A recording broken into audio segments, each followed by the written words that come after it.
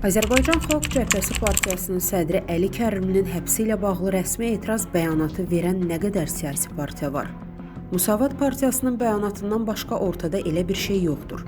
Halbuki Azərbaycanda 50-yə qədər qeydiyyatdan keçmiş partiya mövcuddur. Qlobal İnfoaz xəbər verir ki, bu sözləri mühacir jurnalist Elbəyi Həsənli qeyd edib.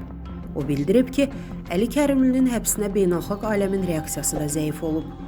Jurnalist bunu Donald Trump üçün siyasi məhbuslar mövzusunun cəlbedici olmaması ilə əlaqələndirsə də, beynəlxalq münasibət deyəndə niyə yalnız ABŞ-ın mövqeyindən bəhs etməsinə aydınlıq gətirməyib? Halbuki Avropa dövlətləri və institutları da var. Nəticə etibarilə o Əli Kərimlini müdafiə etməyin heç də asan olmamasına diqqət çəkib.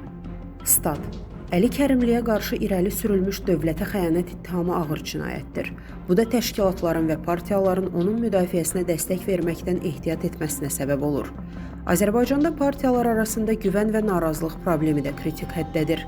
Bu da kollektiv müdafiə mexanizmlərinin yaradılmasını çətinləşdirir. Ona görə də Əli Kərimlinin müdafiə komitəsi hələ də yaranmayıb. Statın sonu.